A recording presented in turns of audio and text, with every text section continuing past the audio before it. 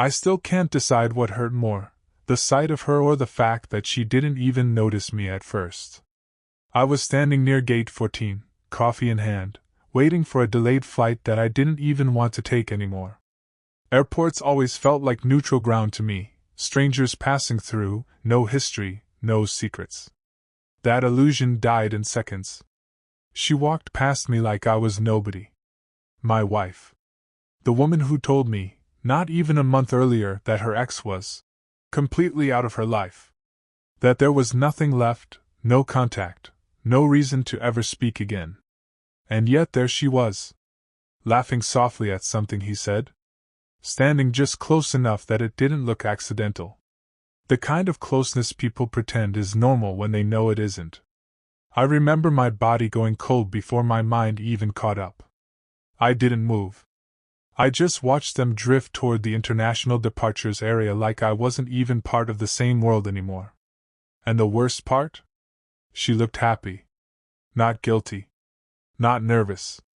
Just happy in a way I hadn't seen in a long time. I should have walked away right then. I didn't. We had always looked stable from the outside. The kind of couple people described as solid. 5 years together, 3 married. No dramatic breakups, no public fights, no obvious cracks in the foundation. But I think that's what fooled me the most, how normal everything stayed even when something inside it was already rotting. She used to talk about her ex early in our relationship, casually, like a closed chapter.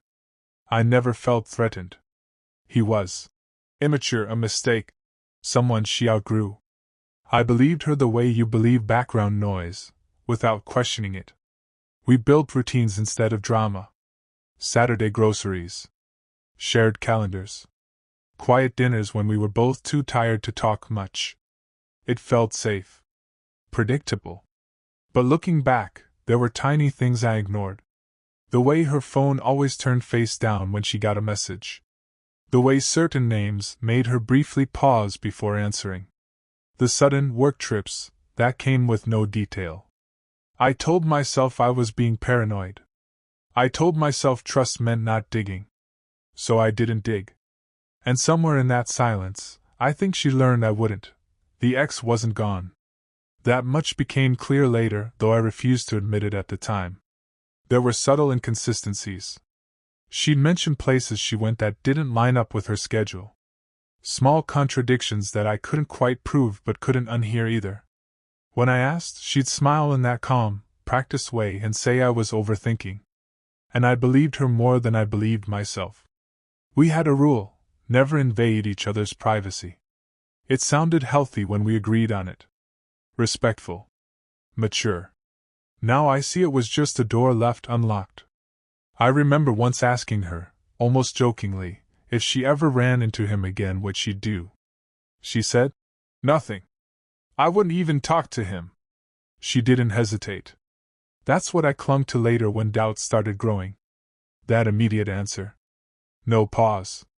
No uncertainty. But trust isn't built on how fast someone answers. It's built on whether the answer is real. I didn't know that yet.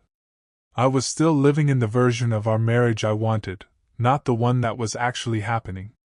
The shift didn't happen all at once. It was more like a slow misalignment, like two people walking slightly out of sync until they're no longer holding hands. She started being harder to read. Not distant exactly, but contained. Like she was managing 2 versions of herself, and I only had access to one. She'd laugh at messages she wouldn't show me. Step outside to take calls. For privacy. Turn conversations away from anything emotional with almost surgical precision. I remember asking her one night if everything was okay between us. She looked surprised, almost offended. Of course it is, she said. Why wouldn't it be? And I didn't have an answer that didn't sound pathetic. But my gut didn't settle. It never fully did after that. Still, I did nothing. That's what I keep coming back to. Not what she did, but how long I let myself stay unsure without acting. I think part of me was afraid that if I looked too closely, I'd find something I couldn't come back from. And eventually I did. Just not the way I expected. It started with a notification I wasn't supposed to see. Her phone was on the kitchen counter, screen lit up while she was in the shower. I wasn't trying to invade anything. I was just passing by. But the name caught my eye. A name I recognized immediately, even though she had told me it meant nothing anymore. Her ex. Just a short message preview. Something like, "Same time next week? Terminal 2. That was it. No context. No explanation. But it didn't need any. My first instinct wasn't anger. It was denial. My brain tried to rewrite it instantly. Maybe it was old, maybe it was work-related, maybe I was reading it wrong. But I wasn't. I put the phone down like it burned me. When she came out, she acted normal. Kissed me on the cheek. Asked what I wanted for dinner. I nodded along like nothing had happened. That night I didn't sleep.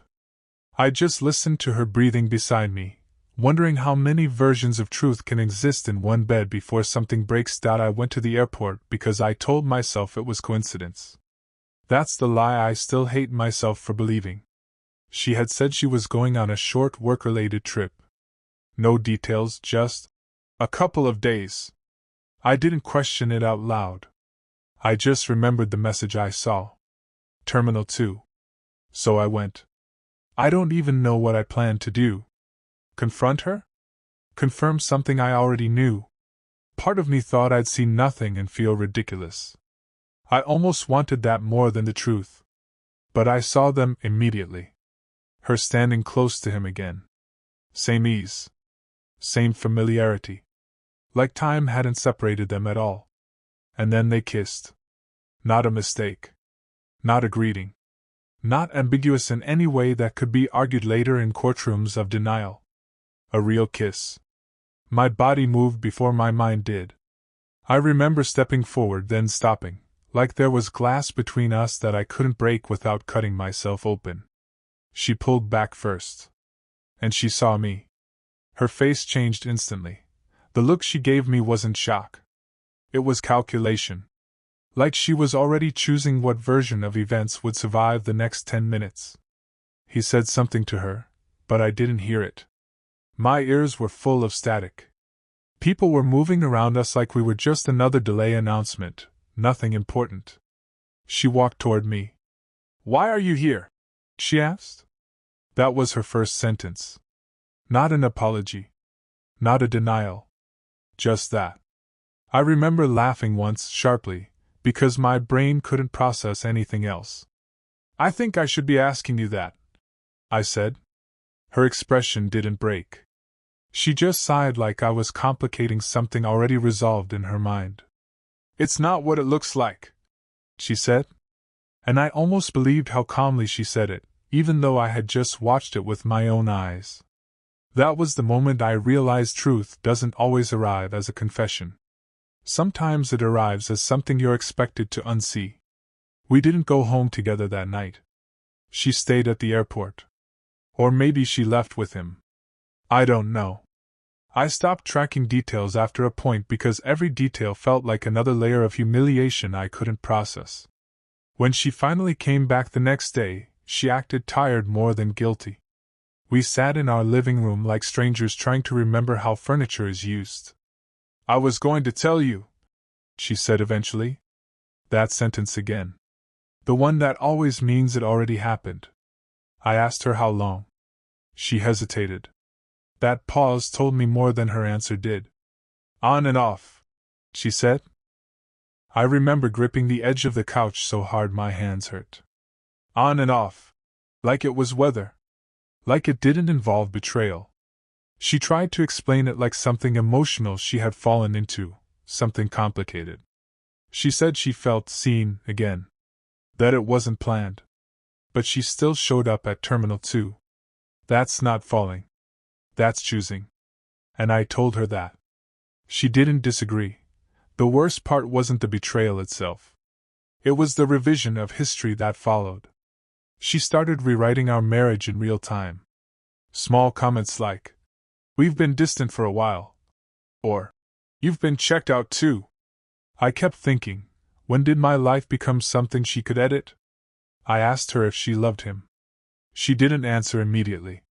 That silence did more damage than any word could have. I don't know, she finally said.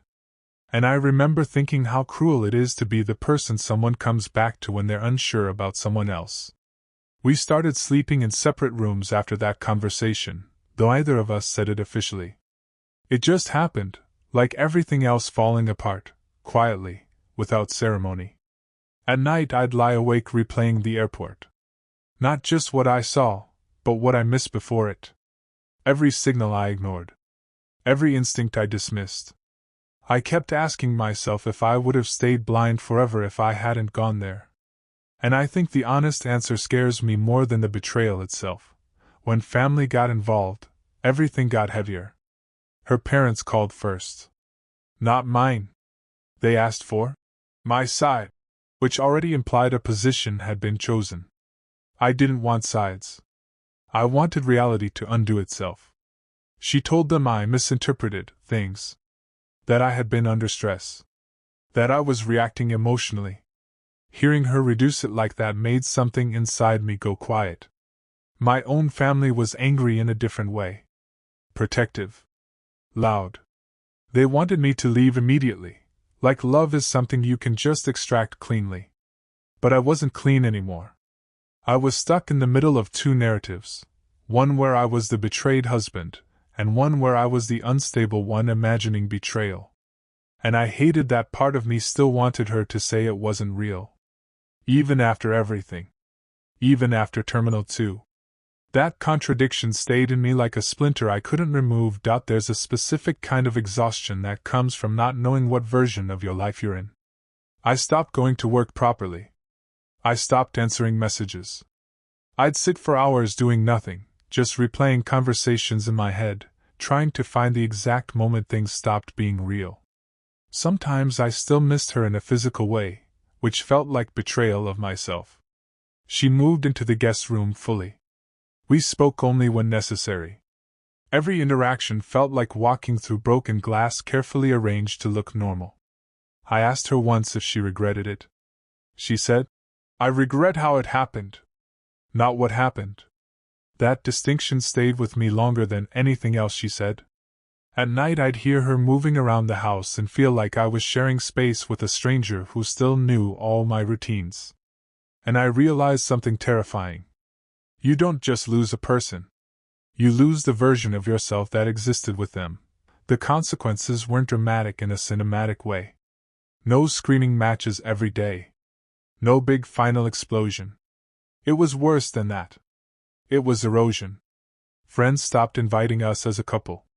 People didn't know how to act around us anymore.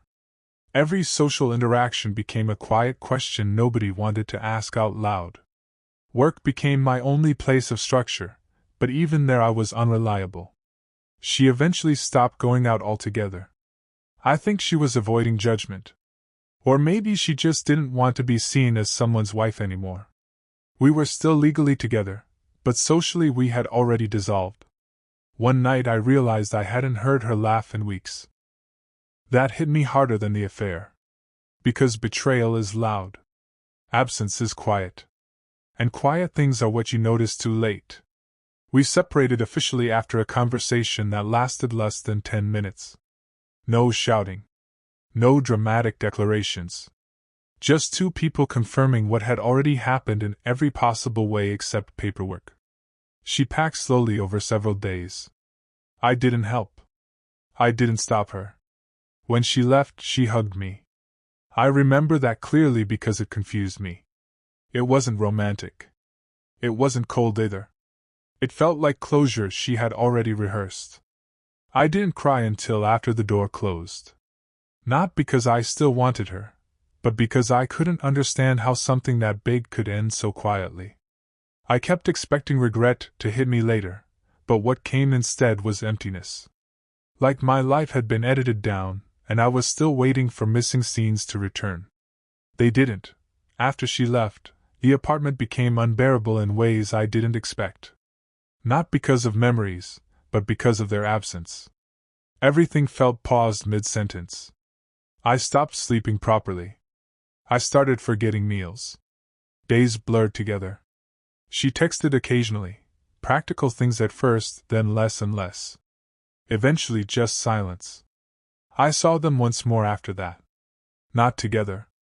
Just him, outside a cafe near our old neighborhood. He looked ordinary. That might have been the most insulting part. I didn't approach him. There was nothing left to extract from him that I didn't already carry. I realized then that revenge is a fantasy for people who still believe closure is something external.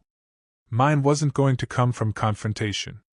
It had to come from learning how to exist in a life that didn't include her anymore. And I wasn't there yet. It's been long enough now that people assume I'm over it. I don't correct them anymore. The truth is, I don't think you get over something like that. You just learn how to fold it into your daily life so it stops interrupting everything. Sometimes I still think about Terminal 2 more than I think about the marriage itself. That image keeps resurfacing like a fixed point in time I can't move past. I've stopped asking why. That question used to feel important. Now it just feels like a loop with no exit. If there's anything I learned, it's that trust doesn't break loudly. It breaks in silence, long before you notice you're already standing in the aftermath. And the hardest part isn't what she did.